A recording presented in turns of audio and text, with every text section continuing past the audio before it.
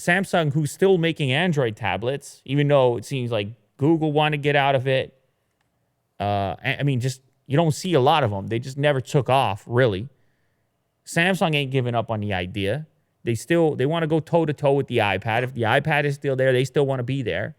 So they've announced the Galaxy Tab S6, which it looks a lot like an iPad. It has a type cover to go with it. It looks like sort of like a iPad Surface hybrid with the keyboard case on it, at least. At least the implementation of the keyboard case. There's some pen input as well. This one also lost the headphone jack, and that's a huge device. So you will be like, man, if they took it off of there as well, then they're getting serious about the extinction. The funny thing about this device, the pen goes in a weird spot. It doesn't have a cubby to go in. Looks like there's a groove on it. It doesn't clip on the side like the iPad pen. And instead, it goes on the back of the device. There's a slim groove for the pen, but it's going to create a bit of a hump when the thing is sitting flat on the table. You know, I don't know if I mind it, to be honest. I mean, the pen doesn't look as chunky as the Apple Pencil. But if you will go back to when it's actually installed on the back, there's a picture where it's actually... You know, one of the things that kind of bugs me about the iPad pen location is when you go to hold the iPad, you want to grip it where the pen is. And if you grip the other side, you kind of feel a little bit nervous that the pen is hanging off the lowest point if it were to bump into anything.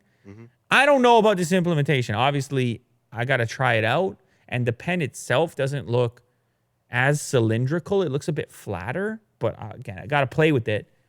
It is a weird spot to put it. But maybe they have good reason for it.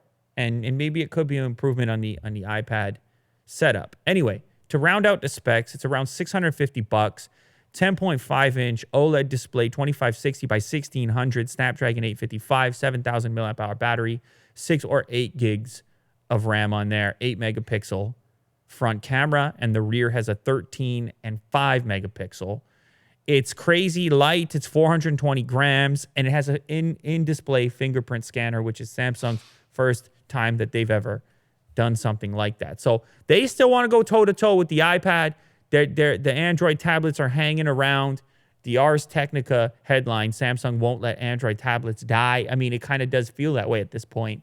They're still out there, useful to a certain extent, and keeping up, I guess, from a feature perspective with what Apple's trying to do on the iPad. Nice that it has OLED. And it'll be interesting to see how they implement their pen setup, keyboard setup. Their keyboard, to me, immediately looks a little more pleasing than the iPad equivalent. At least it has hard keys that look more like laptop keys.